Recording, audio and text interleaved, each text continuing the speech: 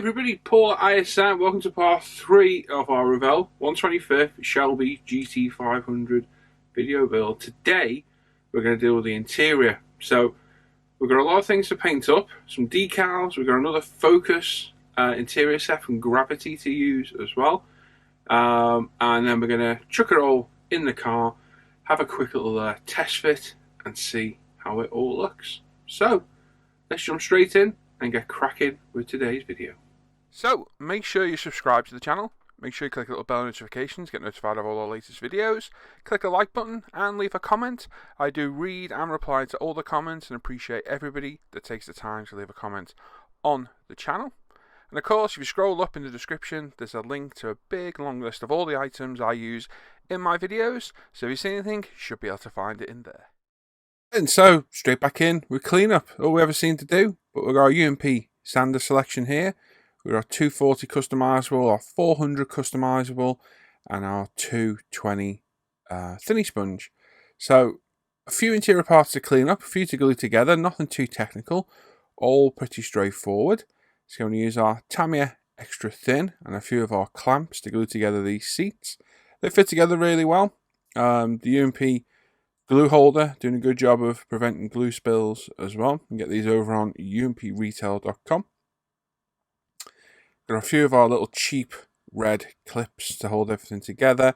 And once they're glued, they can be put to one side and let to dry for a few hours. Now, even after cleanup with sanders, I've got a Suji Burrito microfile here. This is the square one. And we're just going to get rid of that very, very fine sprue point that's right at the front. These little files, while they're not cheap, they are absolutely phenomenal tools. We carry the range at UMP. They're not always in stock because they are very expensive and quite difficult to get a hold of. But when they have them, they do sell really well. We've got some Tamiya surface primer here, grey. It's been decanted, off-gas, thinned with with Tamiya lacquer thinner with retarder. And we're through our Apex 0.35 at 18 psi. So we're going to prime all the interior in grey. And the reason we're doing grey is because the seats we're going to do in a cream leather. So multiple coats all around the cockpit tub. I call it a cockpit tub. It's throwbacks to my aircraft modelling, but it is technically a cockpit, isn't it, I suppose. So we're going to do the tub, the seats, dashboard, steering wheel, and our little rollover bar. Give them a couple of light passes each. As always with the Tamiya spray paints, once it's been decanted and thinned, about 20% with the Tamiya lacquer thinner with retarder. They do prefer to go on a little bit wetter than other paints, so just get your little mist coat down and the last two coats put on a little bit wetter. Not hose it on, but just a touch wetter. Now we've got the light cream leather set 1010 from Focus from Gravity Spain. It's the second time I've used these. These are instructions. If you want to pause it, you can have a little look. But basically you get three paints. You get a light, a shade, and the main colour. It tells you how to spray them and the pressures, and we're going to follow those recommendations as we go. And we're going to follow the instructions to the letter, and I'm going to show the entire process. It might be a bit boring, so bear with me. Just have a little smell. Yeah, it smells like paint. So the first two, we're going through the 0.35 Apex at 18 psi. So these to me smell like water-based paint, and it does call out to clean out with a IPA alcohol or water-based cleaner. So once you got your subsequent, the appropriate level of paint in your brush, put the lid back on, and it says to apply all the highlights to all the areas that will basically get more light. We're just going with the seat on this. Only the seats are going to be cream and the door card. So we'll apply all the highlights to all the high spots. Think of where light would naturally gather, and that's what we're going to do. So we're just going to apply it at the front, at the top, along the centre, at the top of the seat, and in the centre of the seat as well. And then on the door cards, we'll do the top of the door cards, and on the front seats, again, we'll do the tops, the front at the bottom. Just think where light naturally gathers, and that's the way I apply it. So just a few light coats. It's a bit of a strange paint to spray, this one. It's definitely a water-based paint, and it prefers thinner coat, so just take your time, just build it up. Hence why I'm using a 0.2 mil needle here. I've gone and said I'm using a 0.35. It's not actually, it's a 0.2 for a little bit more precision. So just several light little passes, just build it up. We're just getting highlights, like I say, where light would naturally gather. Have a little look. If you're not happy, put it down, work on another piece, come back and have a look again. You can always add more should you wish. Don't forget, it's all going to be blended in at the end, so you don't need to worry about going over the top. Just focus more, sorry for the pun to the name of the product, on not getting too much paint down, because it will run quite easily if you're not careful. So like I say, at the end of this video, I'm not too sure on how I like to spray this. I think it's a good product. I think it works really, really well. We used it on, I forget which car it was now. We used it on a car we did recently. I think it might have been the Porsche. I built that much lately. I'm losing track of my builds. And it did work well, but I do find putting the main colour down first, then adding the highlights, then adding the shades, and then misting over the main colour to blend it works better. I find doing it this way, like the instructions recommend, I kind of lose the effect a little bit trying to get the main colour down. Obviously, follow the manufacturer's instructions. You can always, well, change the way for your own liking. I am basically following the instructions. I'm just adding the main colour first, so we are following it. So that was the highlight down, the light one. This is the shade. So we're going to add this to anywhere where shadows would naturally gather. So down the back of the seats, the lower half of the seats. Just think about where shadows would naturally gather, where light isn't as prominent. We've got the same 0.2 mil apex, 18 psi, and we're just going to go around and lightly apply it, not heavily. The same type of paint as the light shade. Just build it up slowly until we get a nice shade colour, and we'll repeat this all around until we're happy with the shade. So a lot of contrasting difference here between the light and the shade. So yeah, I definitely think putting the main colour down first works properly myself, but obviously, like I said, I've said it before, follow the manufacturer's instructions, and if not, tweak it for your own way. Like I said, I am following them instructions. I'm just adding my own little step along the way. So again, just take care. It's very easy to overspray this stuff. Just add nice thin coats. There's no need to go over the top. And I'm kind of showing the whole process here. I think I only showed it in snippets on the last car we used one of these sets on. So I thought, right, let's show it all. And as you can see, I'm getting to all those lower recesses where shadows would naturally gather. Light doesn't necessarily travel to as easy. I'm just doing light coats. The 0.2 apex at low PSI will put down paint very, very precisely. Works very, very well. And on the door cards, we'll literally do the very bottom of the door card. Like so. Nice thin coat, nice bit of control. And of course with airbrushing, this isn't a magic wand. Airbrushing takes a lot of practice. You really need to practice. Build up that muscle memory in your fingers. And once you've got that, you will really start to progress. But the only way you'll get good at it, as with most things in life, is by doing it. Don't be worrying about doing it. Just jump in and have a go. If you screw something up, 9 times out of 10, you can repaint it. It's not the end of the world. And every model and every mistake is a lesson learned. So that's the best way of looking at it. Don't be afraid to use it. Just get in there and get it used. Now, the last paint, the main colour. Now, this is sprayed at 24 psi with the same 0.2 mil apex. This one now calls for acetone or a lacquer-based cleaner. So I'm betting this is probably either enamel or lacquer-based, and you can see the colour going down now. It's a very nice, rich cream colour. Now, what I find, and what I've said in the other two sections there, is that trying to get the base colour to cover, you end up losing the effect you've done. So we're going to go back in a bit and repeat those 2 steps once we've got the main colour down. But it's a beautiful cream colour. As you can see, we're just starting to blend it in now. And if you're happy, you can leave that be right there, right now. For me, I just thought it needed a little bit more. So as you can see, I put it down. We'll let it just sit for a little bit and then come back and have a look. Like I say, this may be a little bit longer and drawn out, but I just thought I'd show the entire process from start to finish. I think I showed nearly every single bit of it, what I did. Just so if you buy one of these sets, you've got a little bit of a I'll look at doing it. Gravity also has their own YouTube channel as well, I think it's called Focus Up. You go over there and have a look, showing the different ways of doing it. But obviously, everybody's got a different way of doing things. Everyone's got a different technique, and everyone has a different view on how things should look as well. So that's your own personal thought and opinion. Multitude of colours in the range as well. There's all sorts. I've got most of them there, and there's some really good colours, and I'm looking forward to use them on builds coming up. Should be really interesting to do.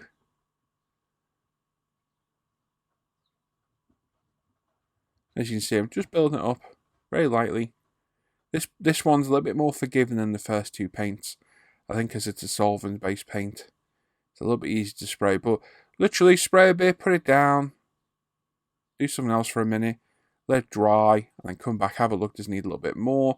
At this stage, if you weren't going to apply any more paint, it's easier to add more rather than take away. So take your time, stop, have a look. If you're not happy, as I'm going to do here, pick it back up, put a little bit more down. And at this point, I kind of resided myself for thinking, right, we'll just get the main colour down, then we'll add our tones, and then we'll blend it all in at the end. So a little bit more paint. Half a bucket full there by the look of it. And there we go. I thought, right, we won't blend it, we'll just get the paint down, and we'll try it the other way. So there's the main colour down. That's a really nice cream interior look, exactly what I was looking for. When we did the Impala, we did a very, very white cream interior, and I didn't really want to repeat that. I think we did a very similar colour on the Revell we did as well. I wanted a really cream leather interior, and that's exactly what we got on this. Brilliant colour, and quite a great, good idea of a paint series to release as well, to be honest. Fair play to Gravity. I do like Gravity Spain. They're great guys over there as well, very helpful. And the paints and products are absolutely superb as well. I have no affiliation with them at all. I just like recommending good companies, same way I do with when people do recommend our company, UMP Retail. It is appreciated. Right, so there we go. So happy with those colours. Just pop that down for a sec and I'll have a little look around. If you're not happy, put a little bit more. You can just see there the bottom's a little bit too prominent of a shade, so just put a little bit more over. And like I say, we're going to come back in a second. It's a bit long and drawn out this, I do apologise, but I think it's time spent worth doing. So with the base colour down, we'll come back with our highlight now, and we're going to apply the highlights exactly as before, where all the light naturally gathers. So now we can see the effect a little bit better, because we can see where we're spraying it and the colours that they're going to produce. So I'm literally spraying all around the top, all around the side, and right in the centre of the seat. And if you're not happy, put a little bit more down. We're going to blend all this in at the end, but we don't want to lose the effect of the base colour. It is whited out quite a lot on camera because of the colour. And then when we're happy, we're coming with our shade again. Just going to show the work on the one seat. So it's a 0.2mm apex, 18 psi.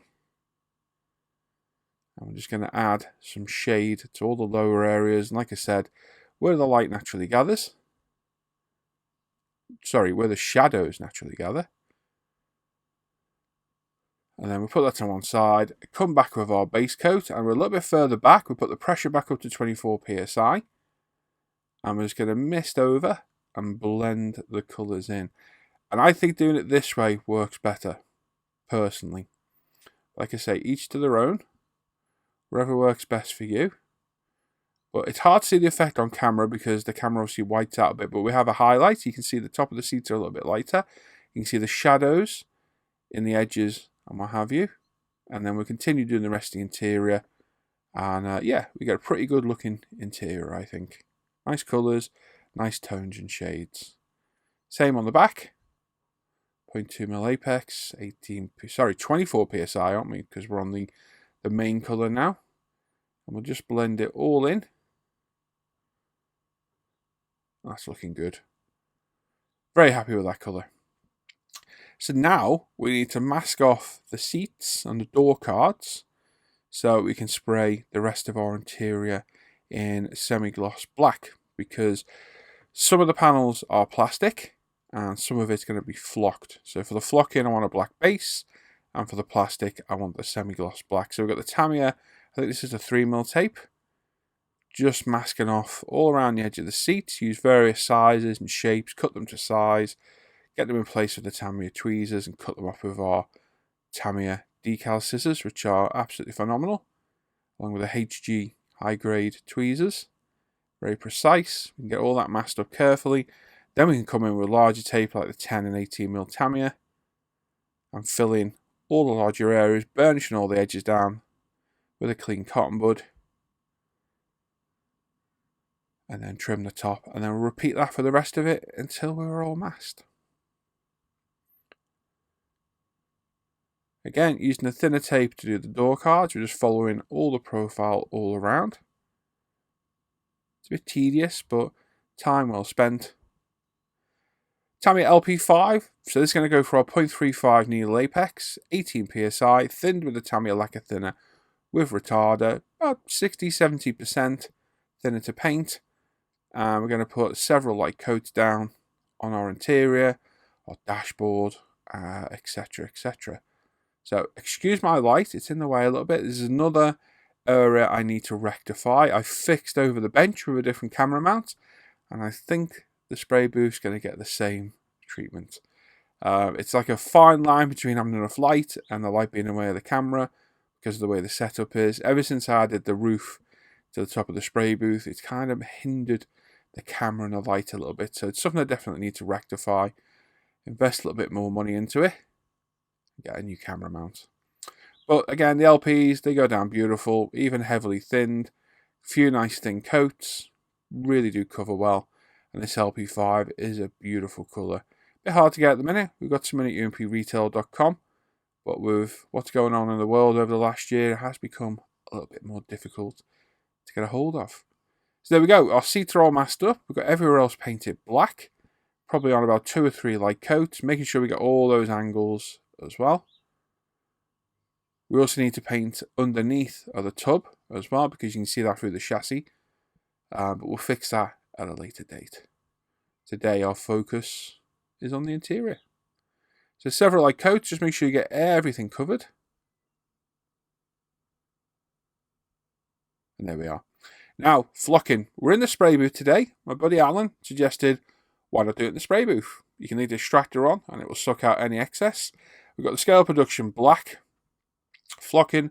We've got a tea-leaf strainer. We've got some PVA glue, a flat brush, and a UMP paint tub as well. So I've never used PVA before for this. I've used X22, enamels, and so far I've liked the enamel the best. So I thought we'll use a bit of PVA. A few people have recommended it. So we'll put in a generous amount into this rear section here. So looking at pictures online, oh, there's my head. Oh, needs a shave, doesn't it? Looking at various pictures online, the back of these seats are carpeted because they fold down and form like a stowage luggage area kind of thing. That's what I can gather by looking online. So the entire bottom of this is fabric and behind the seat as well. So we're going to put on a generous amount of PVA, not too much. This is Deluxe Materials Glue and Glaze. It's a PVA based glue. I'm just going to pop enough down that will give us hopefully a nice area to stick our flock to. Like I say, first time really using PVA for the flock. I've not been a fan of flock before. Last time I used it in the cave, which we are now, it was everywhere, and I found it in clear coats for months and months afterwards, and I swore never to use it. And the last time I used it on the Porsche, I did it in the house, which worked a lot better. Problem is, it's really difficult to film in the house to get the camera angles, and the lighting's not the best. And also, poor Hannah wasn't too impressed with having to hoover up tons of flock that get everywhere. So I thought, right, we'll try the spray booth. The filter's out. We've got our tea strainer here, full of the flock. Now, there's one drawback to having the booth on. My extractor booth is very, very good. And as you can see by the mist, the booth is taking out a bit of the flock before it even hits the model. Shows you how good my extractor is.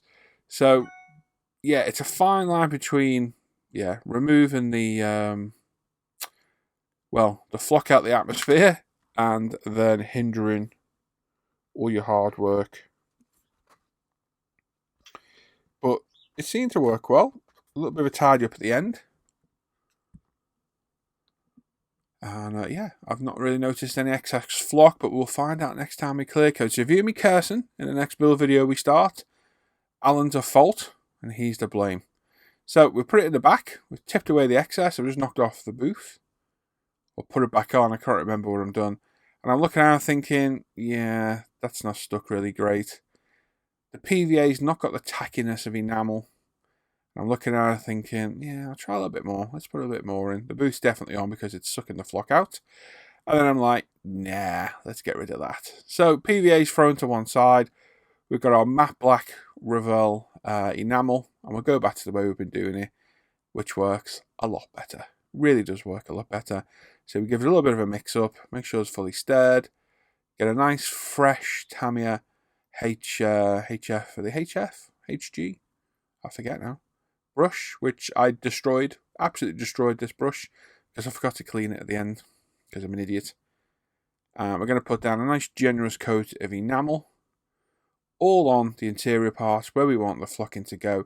So a careful bit of painting around the center console and around this, even though the seats are masked, be very careful, don't let the paint flood because otherwise it will get everywhere. And if you do get a little splodge where you shouldn't, wipe it off quickly like so. But we want to get this everywhere we want the flock. So that when we put it in, it sticks to the paint and not to everywhere where we don't want it. So some careful brush painting. If you're not happy with the brush painting skills, you could always mask it off. So you've got a nice demarcated edge. But I was quite confident I could do this.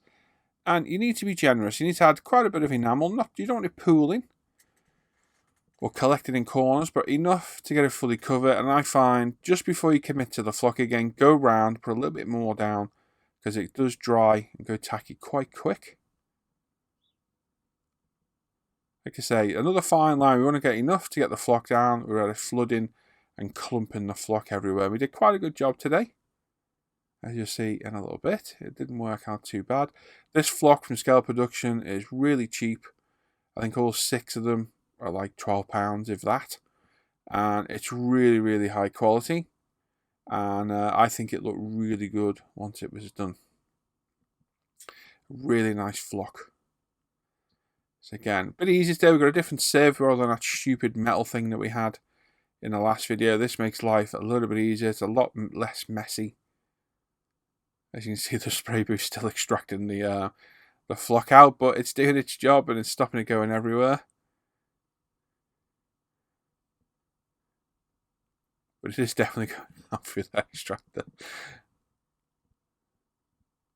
So would I do it again in here? I don't know. I'm really nervous using this stuff in my cave. I really am. I'm going to continue using it because it does look good on the carpets. Where I do it, I don't know. We'll figure that out as we go. So once we've got enough in there, give it a little pat down with your finger and all the corners. I found the corners are probably the worst areas to get to stick because they're the ones that normally fall out. Tip it upside down, give it a tap, get the flock everywhere. That's it. Flock in everywhere. And then our door cards, again, we've hand painted all the bottom of them. Generous amount of flock again. Tip it to one side, then do the other side. Tip the excess out. So this little tea strain I got off Amazon, it was about £3. I need to update my product list and I'll add it to it. But you can get them on Amazon, really cheap. And it worked really, really well. Quite happy how it looked. It's a very realistic looking carpet. And one of the higher grade flocks I've used. The one we used last time clumped up to hell. Wasn't very impressed with it. And there we go. Any excess flock you can spill all over the kitchen paper like I did top left. And the rest of it you can put in the tub and save for later.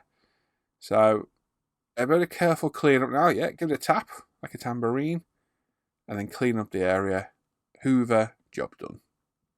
So we'll put that to one side to dry. We've got our decals. Now the kit didn't come with wood decals. I've absolutely no idea why. A little bit silly really if you ask me. So I've got a Boss 302 Mustang. Had a quick look through. Dashboard, door cards seem to be identical. And I thought, yeah, we'll half-inch those. We'll pinch them out of there. And we'll worry about that kit when we come to build it later on. There are decals available in wood styles from other companies. So we'll pick some up.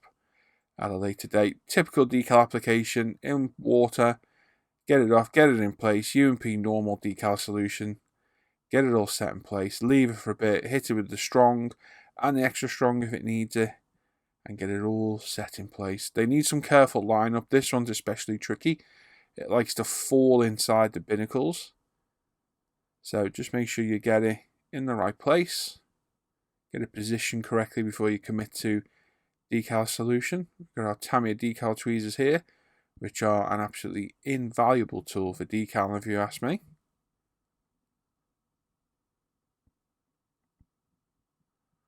And there we go.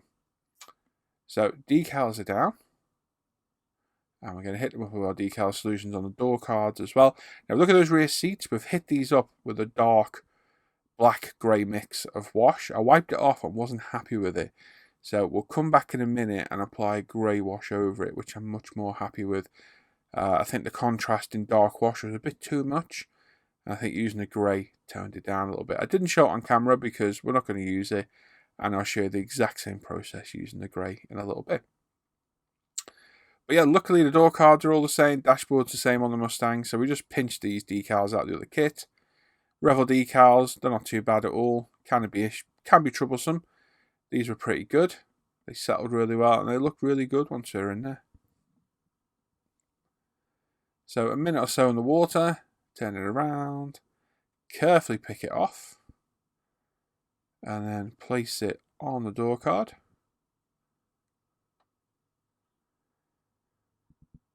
Like so.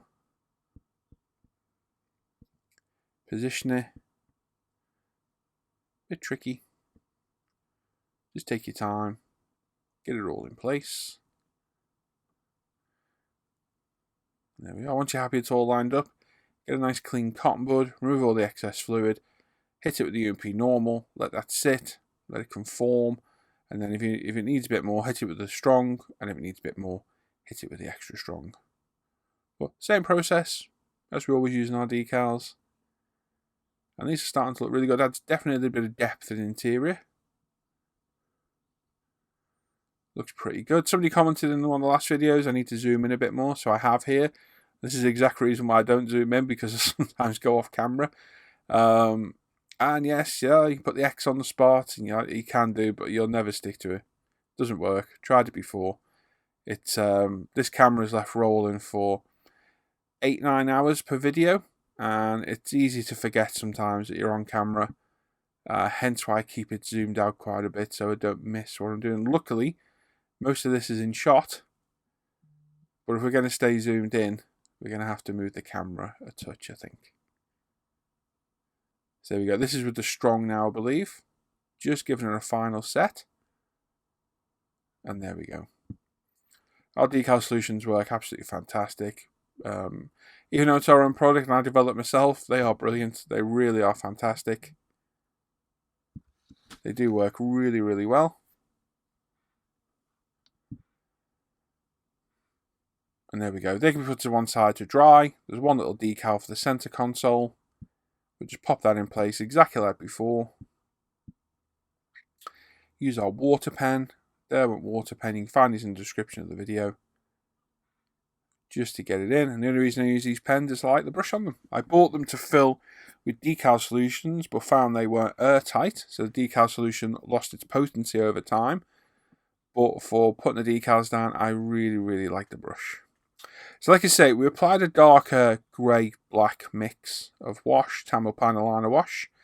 Wasn't happy with the colour, so I've let it fully dry, removed as much as I possibly could, and then we're going to come in with the light grey, apply this, let it dry, wipe off the excess, and it looked a lot better. It really did.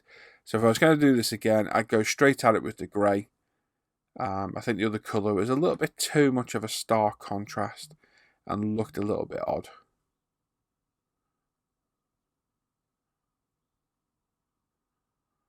There we are, enamel-based washes. They dry pretty quick. You can remove them with the likes of Santador, Winsor Newton Mineral Spirits, or White Spirit, but anything you use, be careful. Test it on your paint to make sure you don't get any adverse reactions. I like the Santador stuff. It's not cheap, but it's nearly odorless, and I've never had a problem with it to date. Again, repeat this on the back seats. Infilling all that recessed detail. Then we'll sit, let it dry for a bit, and can remove all the excess with a cotton bud and leave behind a nice washed area. Same on the dashboard, all those recessed areas. Get a bit of a wash and just put it all to one side to dry. A few hours later, come back with some Santador, like I said, on a cotton bud, and we're going to gently remove all the excess wash, hopefully leaving a nice wash in the seats. Just take your time, go all around. You're probably going to find it needs a few goes over because you're reactivating the wash with the mineral spirit. It'll spread it a little bit. So I like to go around with one side of the cotton bud. Once you got the most off, spin it round to the clean dry side like that and get the excess off then as we go. Once you're happy, put it down, leave for 10 minutes, have a look again, and I'll almost guarantee you'll see a little bit more you want to remove as the wash dries.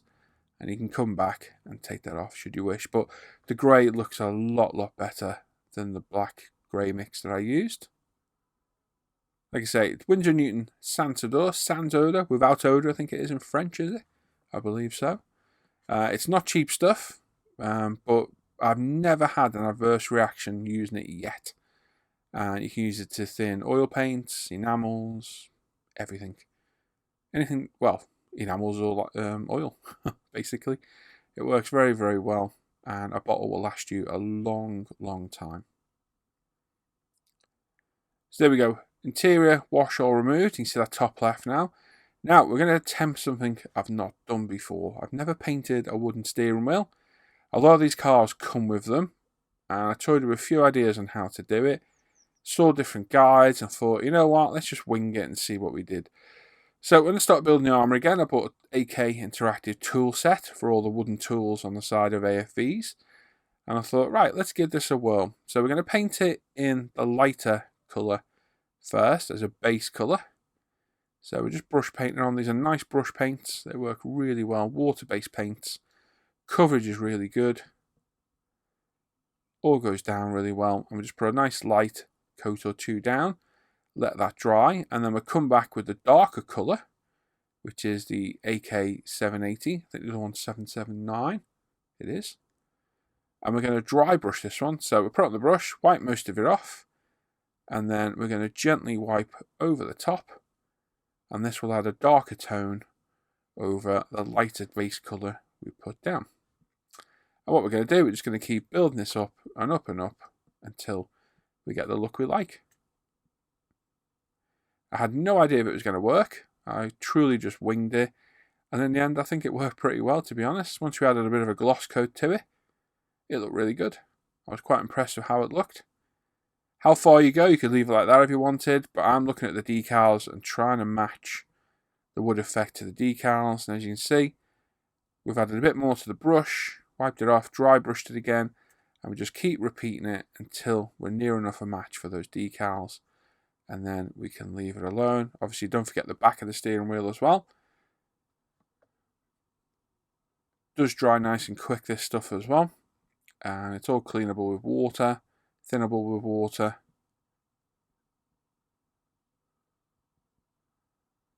And there we go. And you can add each colour back and forth as you wish. If you want to lighten it, add a bit more of the light colour. Or if you want to keep darkening it, add the dark colour. But dry brushing is the key because it only puts minuscule bits of paint down and we get this nice mottled wood effect. So I'm going to keep going until I'm happy with the colour. That's put to one side. We clear coated it with Mr. Hobby UV Cut Clear, a couple of coats. And then we're going to add some detail to the dashboard using our Edding paint marker pen. This is silver. These are absolutely fantastic. I bought a whole range of these after a few of my friends bought some, and they are really good. You've got to be very careful you don't flood the area, but you can get them in a multitude of colours. They're not cheap. I think I spent about £70 on about 10 of them, 10 or 12 of them, but they work really well. Nice for adding touches like this. Takes a while to dry, so don't be doing it on parts you need to handle a lot. But on pieces like this that you're probably not going to touch again, They work really, really well. And then same for the center. You'll see how well this covers. So I've done the buttons around the thing. I'm just going to do around this part. As you can see, a little bit of careful drawing, and it adds a nice bit of visual interest to the center of our console. Steering wheel. So this is dried now. The gloss coat's dried. We're going to add our Vallejo model colour black, thinned with a drop of water, to the center. And I'm really happy with that steering wheel. It came out really well. Once it was glossed, it darkened up a touch more. And yeah, really happy how that turned out. Looks very good. Adds another bit of interest to the interior. And another feather to my skill hat, I suppose we could call it. Never tried it before, but it worked really, really well. So, like I say, it's up to you how dark you go or light you go. Only you can choose the wood colour you want to go for. But just with a bit of simple dry brushing, really easy, really quick. Nice bird singing there. You can hear that outside my window. So where we've applied the decals for our instrument as well, we've got a micro brush and some Alcalad Aqua Gloss water-based clear coat. I'm just going to add a few drops in there and let that dry. That will dry glossy and give us the imitation of the glass on the instruments. So just apply a generous amount, let it pool a little bit, and then we'll keep that upright while it dries.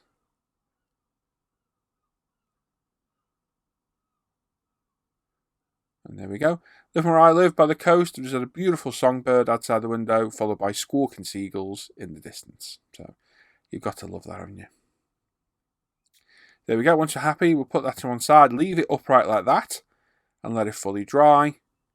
And then we got our, I believe it's a thrust shifter, I believe it is, in there. We left the factory chrome on from Revell, and we've just gone around and painted it black once it's been glued in place with the model colour again.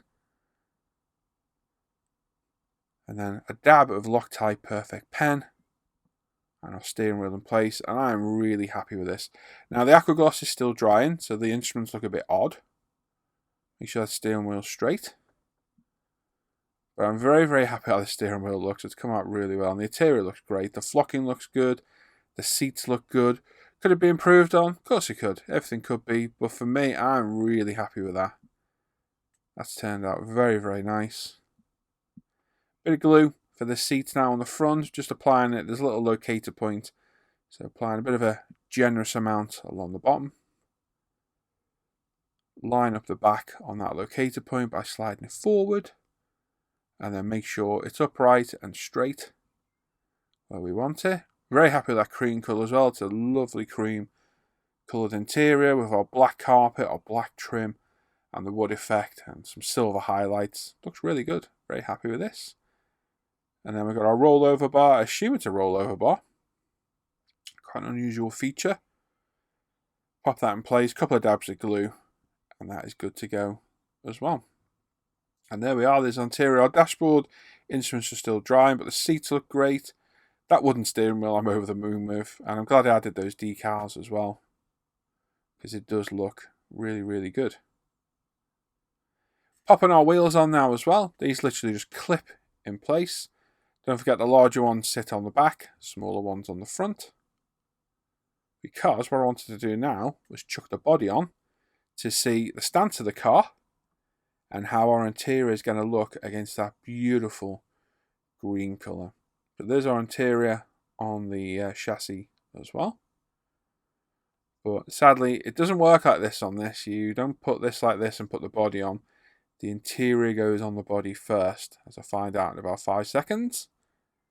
And then do the man thing and look at the instructions afterwards. And then think, oh, right, okay. So body in first. Sorry, interior in first, then the body on. And there we go. And look at that. How pretty is that? We're not going to do the chrome trim on the front yet, or the front suspension on. But this is going to look good. I love that steering wheel through the window. It looks fantastic. And the dashboard trim. And love the contrast of the cream and black. Yeah, I'm happy with this. We've got a few sink marks on the kit, unfortunately. there's not much we can do about it at all. If you can spot them, well, they're there. And as you can see, we need to paint the underneath of the interior, but we can sort that later. That's no bother at all. But there are a few sink marks here and there. It's just one of those things. There's not much we can do about it.